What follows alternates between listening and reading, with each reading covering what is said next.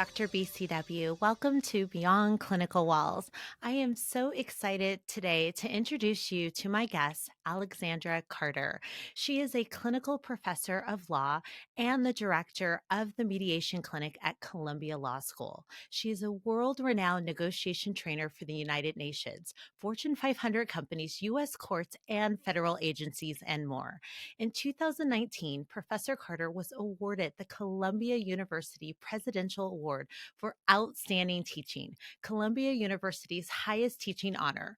Professor Carter's first book, Ask for More: 10 Questions to Negotiate Anything, was published by Simon & Schuster on May 5th, 2020. And became an instant Wall Street Journal business bestseller, the first negotiation book solo authored by a woman to make that list. Professor Carter is a frequent media commentator on negotiation and pay equity, with appearances on Good Morning America, MSNBC's Morning Joe, and MSNBC Live, Hardball with Chris Matthews, the CBS Early Show, BBS Radio, and NPR Marketplace. Wow, it's amazing the fact that she has such a wide reach when I talk about all of the mediums that she's able to touch and help people. She is also a contributor for NBC News Know Your Value, a news site devoted to helping women grow in their careers and reach their full potential. Professor Carter, welcome to Beyond Clinical Walls. Thank you so much for joining me. Doctor, it's a pleasure to be here with you, fresh off your shift. How wonderful. Yes, indeed. Professor Carter and I were talking about our real lives, the things that we do. And one thing that I really love is both of us bring forward a level of authenticity to everything we do. And so, as you know, I just finished a shift, and you actually were a part of somewhat of healthcare as well. You just recently had a colonoscopy. So we're going to get into that. I would love for the listeners just to know a little bit more about you as we just start this conversation. Sure. So lovely to be here. I am, a lifelong New Yorker who moved to New Jersey for the sake of her marriage. In addition to being a professor, I'm a mom to a 13-year-old daughter who's a competitive swimmer. So I'm a swim Ooh. mom on the weekends. And so I spend part of my time in the classroom with my students who are brilliant and whom I absolutely love. And then in my spare time, like you, I travel around to different institutions helping people think about making negotiation accessible. So, you know, I was a person who growing up didn't always feel that I had a seat at the table, that I deserved to have my voice be heard. And so, really, my mission is to let people know that negotiation and self advocacy are for everyone. And I want everyone to see themselves in it and to feel comfortable making their voices heard.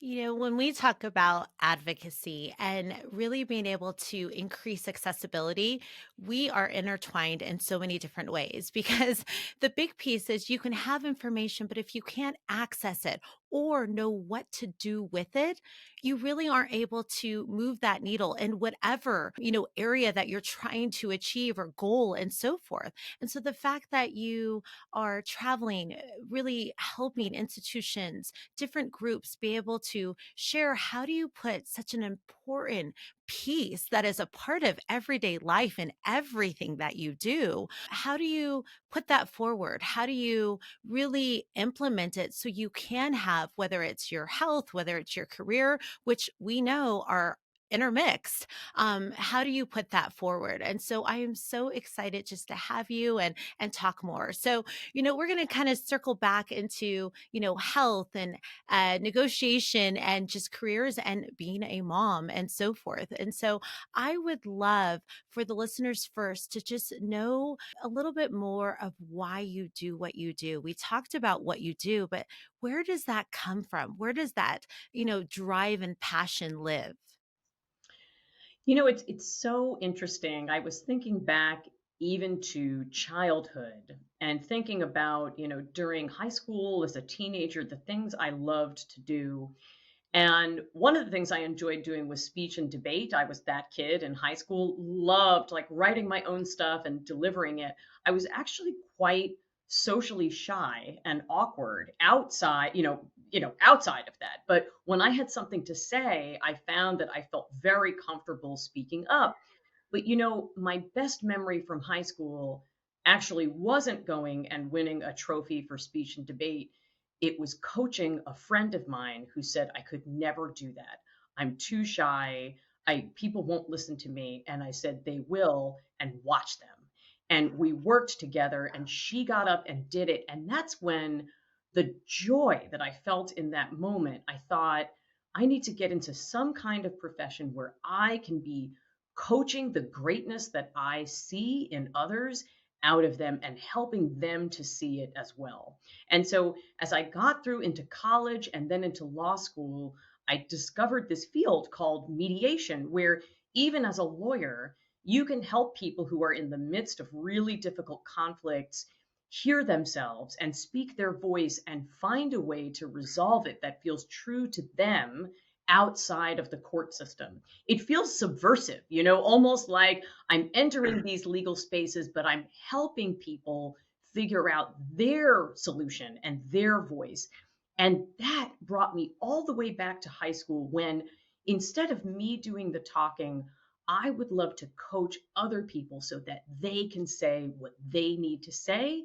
And that is what I do every day. My job is all about empowerment. It's taking my students at Columbia, many of whom might be first generation college or professionals, many of whom may not have had these skills growing up at the dining room table, and teaching them how to help other people.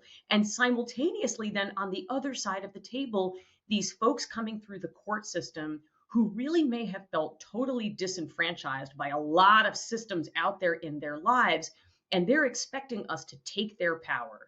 And instead, we're handing it back to them and saying, no, in this space, you get to decide. It's empowerment all the way around the table. And so that is why, as a lawyer, in a profession where there's a lot of burnout and a lot of dissatisfaction, I wake up every day saying, I love my job. I am doing what I was meant to do on this earth. And what a blessing. It is a blessing. And the fact that you are taking your skill set as a lawyer, this part hits home beyond and there's a pun on words beyond the legal arena that is normally present. And for me, when I think of like beyond clinical walls, that is so important. That is how you really put forward a new opportunity for others. Every form of education or access point shouldn't live in just one area. It should be sprinkled in all different parts. And that's how you create that pipeline. That's how you create, when you talk about your Columbia students, but then you talk about others in the legal system. What can we do to really make advancements? And that is really kind of flipping the script and being able to think about disrupting what is the norm and finding new ways to reach people, because we are all different and we all have different opportunities in life or less opportunity in life. And so if we can really think about what way we can reach as many people as possible, Yes. that's what it's about. And I love that. That's where that drive and that grit and to your point, when we talk about burnout, at least for me in the healthcare space, and it seems the same for you, it seems like those who have been able to find something that really speaks to their soul and doesn't, have a one direction, feel that they can continue to have that passion and love that they felt when they first started. And I hope that, for everyone to be able to find that. And Yeah. so when we talk about disruption, I think it's a perfect segue into you will be speaking at the TEDx Reno. And we are so excited to have you. And we have you twice, actually. And Yeah. so April 4th, you're going to be you'll be participating in a salon. It'll be you and your your daughter, I believe. And then Yeah. on April 6th, you will also be delivering a TEDx talk, which I've had the opportunity to listen to and be on the speakers prep committee. And I can just share with everyone it is powerful, it is digestible, and it's solution oriented. And I'm so excited for everyone to listen. So, can you tell me, Professor Carter, what was your decision to decide to apply and join TEDx Reno? This is the story of my life and the lives of so many, especially women I know. A friend of mine who had done a TEDx Reno talk, nominated me to apply. She actually said to me, I think you would be wonderful. Her name is Laura Gassner Otting. She had a very successful TEDx talk last year. And this is, I feel like, again, a big blessing. I'm surrounded by people who believe that when we uplift each other, we all succeed. And so Rena reached out to her to say, do you know any wonderful people? Your talk was so successful. And she said, I do. You should speak to my friend Alex. And so that, right, combined with a lot of sweat, right, and effort, was Yes. how I find myself there. And what's amazing is that I'm speaking to the organizer, Kaya Stanley, fabulous woman, and I'm telling her that my daughter and I are actually doing some speaking engagements together this year on self advocacy. And her eyes light up and she says, let's do a salon with you and your daughter talking about self advocacy, especially for women and girls. And this whole thing has been about pie expansion, right? It's thinking about how many opportunities can we create to showcase others, to lift other voices. And so not only am I having my first TEDx experience this week, but my 13-year-old daughter is too. And can you think of anything better than, inspiring the next generation of girls to see themselves on a stage someday and to know that they can make an impact with their voices too? It is so powerful. We forget that we are a constant role model in motion for all that, for our kiddos, for our coworkers, for just people who may not even know us but get to see us, whether it's on social media, TV, or talking. There is a level of just, oh, I could do that. Wow, she did that. And so every experience can lead to someone else being able to have an experience. And to your point, having your daughter be able to see this, it creates that imagery, that blueprint. Oh, yes, I can do that. And when I think about that, Professor Carter, it makes me think of a story I shared with you. You know, if we could all just kind of invest in that foundational piece, imagine what we can do for those coming up after us or even those that are coming along. And so I think of like my father, and I shared that story with you. I grew up going to different events, helping communities. And I didn't know exactly why I was there, but I knew I was helping someone. And Mhm. so that through line and that passion and love and blueprint has become and is still a part of my fabric. And so what you're doing for your daughter will yield dividends for her and for whoever, she decides to showcase this as well. So it's a powerful narrative and playbook that you are creating for her and for the future as well. And I think that's such a powerful thing to mention.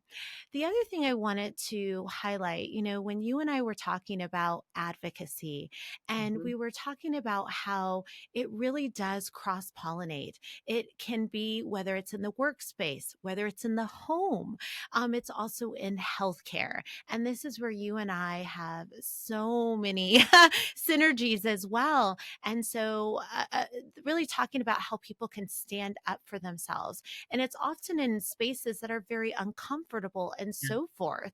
And, in the healthcare space, a lot of times, a lot of patients feel uncomfortable stating, I don't understand what you're telling me, or can you say that again? Or I don't feel like you're listening to me. And I share those pieces, and you share also in just life how you can advocate. And I think it's very important that we continue to push this as a vital part of our health, our mental and physical health, because when you can stand up for yourself, that is a gift that you are giving to yourself as well.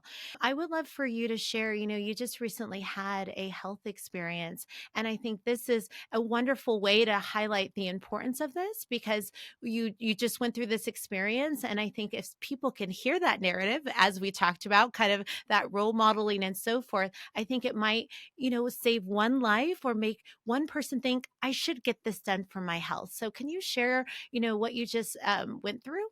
Yes, absolutely. So I'm in my what I would call the later half of my 40s, and my doctor, my wonderful primary care doctor, I think I was sharing with you, doctor, before we got on, that I have a lot of female clinicians in my life at this Yes. point, and I find that I feel quite listened to, and people ask me questions, and I feel quite held and supported. And so my doctor said to me at my last physical, you really should get your first colonoscopy. And I was dreading this. I mean, just, naturally thinking about, people talk about the prep, right, that you go through beforehand, right? And I think there's also this natural kind of discomfort thinking about, like, elimination, right? And like that part of the body and having Yes. to go through all of that. I'm just being very frank here. And And so, I'm glad you are because that's, what people are afraid of when I talk about, oh, I need to, have you go for your colonoscopy. You can see the eyes start to pop out like, oh, I've heard about that prep. And so this is really important for people to hear this. yes. So here I was thinking, and not for nothing also, but I'm a busy professional, and I thought, oh my goodness, I have to take time out, right, to do this prep and then to be gentle with myself the day of the procedure because I'm going to be going under anesthesia. So I did it yesterday, and as we were talking about a little bit before we got on, it was such an affirming experience. People answered all my questions about the prep. And then once I arrived, I found myself feeling a little self conscious. I came up to the desk and they said, "What are you here for today?" And I tried to say as quietly as possible, "A colonoscopy." And everybody from the person at the front desk to the anesthesiologist and the doctor herself said, "Welcome to the club." You're getting your first one, like treating it with excitement and saying, "This is great that you're doing this for yourself. Welcome to the club. I've been there. We've all been there. This is such a fabulous thing you're doing." And so I did it, and woke up, and the doctor came over, answered any questions I had, and she even wrote, doctor, I have my little sheet here that I received from her, and it says on it, "Excellent prep," in the handwriting here. And I thought to myself, yes, I love getting a gold star. This doctor could tell this about me. And so I felt wonderful afterward, and I got a clean bill of health, thank goodness. And so now I know that I've done this for myself, and I feel really positively about the whole experience. I love this. Often we hear about I'm busy, I don't have time for that, or sometimes I often hear I don't want to know if something's wrong. And so when we talk about the work that you and I do, it's important to advocate, but it's also important to know what are you advocating for, whether it's Yeah. a good outcome, a bad outcome. You have to know that information. And one thing that I always share is your health is your most prized Yes. possession. So you can be the most successful, you can have all of these things going. However, the world will stop if you have a health condition and the part to remember is the earlier you can address it, the earlier you could do something about it. Or you Yes. might have, like you said, a clean bill of health. And so I am grateful for you to share your experience. And I also want to highlight this piece. I really love the fact that when you and I were talking about this before we went on, you were intentional with your words and you said, I had a great experience. I've had a great experience with female providers, but I'm also, I know that I have a privilege, and that does not always happen to everyone else. And so thank you for addressing that. Thank you for understanding that. And the fact that you put that forward. And as I share this now, those who are listening will have even a deeper connection with you, and also an understanding of your work and how um, it's lived in equity and Mm. understanding, and I think that's an important thing to highlight. So, Professor Carter, thank you for joining Beyond Clinical Walls. It was a pleasure to have you.